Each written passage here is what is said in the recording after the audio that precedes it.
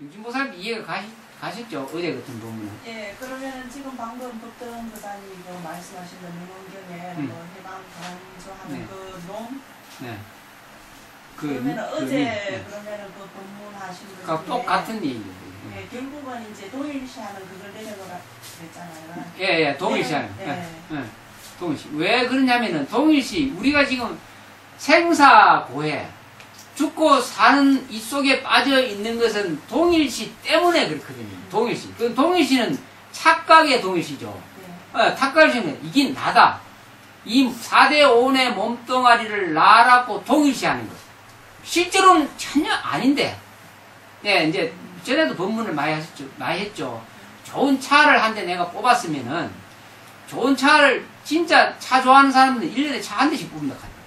또 받고 좋은 차 나오면 그 차가 자기와 같다는 애착을 가지면서 동일시를 한다는 거예요. 동일시 한다는 게 애착 때문에 집착하기 때문에 내 차가 조금이라도 긁히거나 안 좋아하면 자기 자신 아프듯이 아파한다는 거죠. 그 동일시 때문에 그렇거든요. 그런데 가장 깊은 동일시가 뭐냐면은 이 몸뚱아리.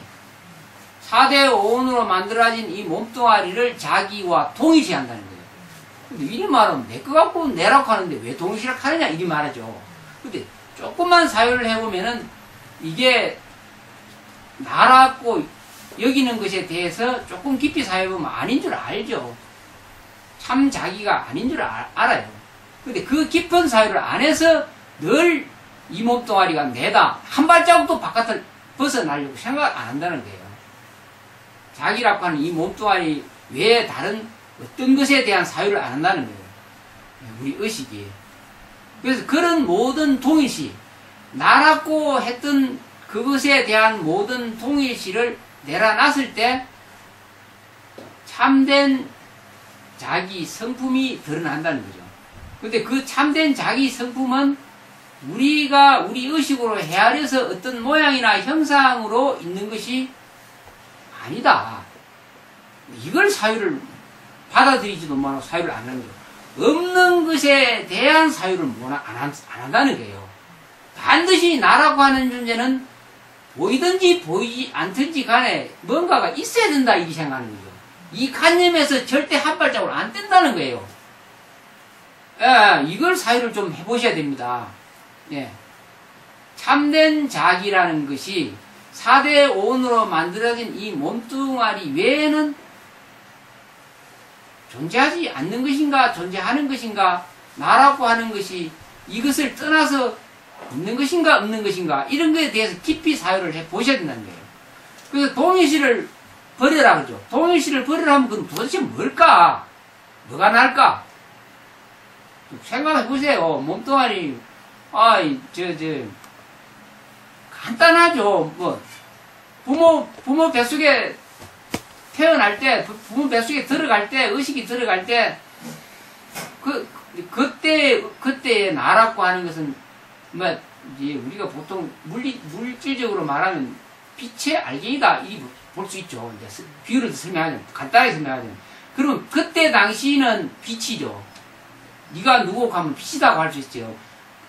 세포가 분열되기 전 부모 뱃속에 내가 잉태되기 전에 나는 세포 물질이 분열되기 전에 나라는 어떤 것이 존재했다면은 물질이 아닌 것은 빛이라고 할 수 있죠. 예. 그러면 그때 네가 누구냐 하면 이 4대 5원 갖고는 동일시 안 하죠. 근데 음식을 치차해서 먹고 자꾸 이렇게 세포가 끝도 없이 분열을 엄청나게 하면서 몸이 형성되니까 그때는 이제 4대 5원과 나가 동일시가 되는 거죠. 그때는 뭐 틀림없이 그게 나다고 인정을 하는 거예요. 벌써 그것도 잘못됐죠. 근데 뱃속에 잉태될 때 의식의 빛이 뱃속에 들어갈 때 그 의식의 빛은 그러면 진짜냐? 진짜 자기냐? 미안하지만 아니라는 거죠. 그것도. 그거 잘 이해하셔야 돼요. 보통 그걸 영혼이라 그러죠. 혼이라 그러죠. 영혼, 의식. 식이라 그러죠. 식. 그게 이제 뱃속에 내가 자의식이 뱃속에 들을 때 그것을 혼이라고 그러는데 이제 망식이라 그러죠. 망식. 죽으면 그걸 뭐라고 하냐면 영가라 그러고 또 뭘 덮으시고 또 어디 집 찾아가려고 한다고 영가라고. 이제 뱃속에 들어올 때는 망식인데 망식이 이제 그 생을 받을 수 있는 형태를 취하기 위해서 조건이 갖춰졌을 때 몸이 형성돼서 이 세상에 태어나죠. 자라가죠.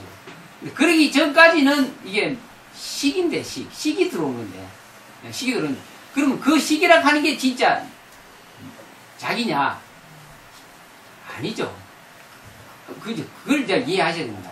그걸 부처님이 말해서 그러면 뭐냐? 무하다. 무하. 니라고 할 만한 존재는 혼이니 뭐니 찾아서 암만 찾아도 미안하지 없다. 그래서 그걸 무명이라고 합니다. 미혹된 나, 거짓된 자. 그걸 알았을 때 했다라는 겁니다. 근데 그걸 원하나요? 자기를 안 넣죠. 각자 자기가 소중하고 귀중하죠. 그럼 어떻게 해야 그게 해결날까? 나를 완전히 찾는데 나를 사라지지 않게 하면서 완전히 찾을 수 있는 방법이 뭘까? 뭡니까? 어떻게 해야 됩니까?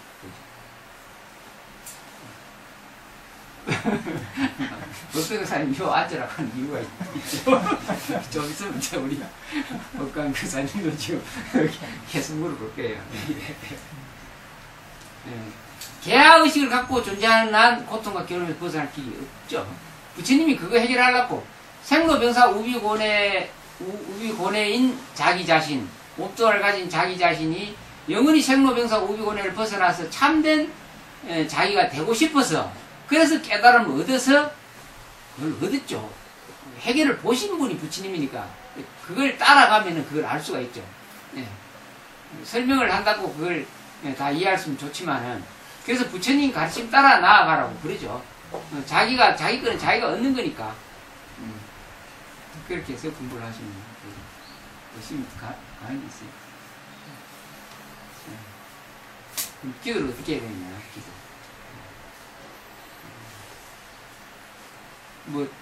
잘 되라고 기도하면 다 되죠.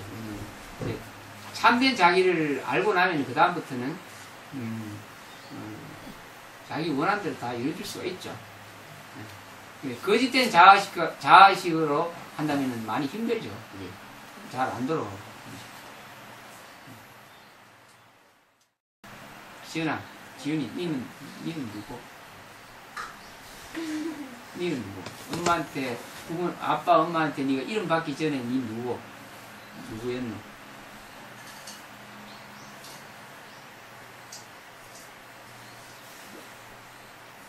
뭐라고 생각해? 모르지. 알 수가 없죠. 알 수가 없죠. 알 수가 없는데, 지금 알 수가 없다고 이 말을 하잖아요. 알 수가 없다고 말을 합니다. 그래서 알 수 없는 존재죠. 참 중요하죠. 알 수 없다고 말하는 그 알 수 없는 것이 자기죠. 알 수 없는 것은 형상으로 드러낼 수도 없고 나타낼 수도 없고 어떤 것으로도 규정 지을 수 없는 존재입니다.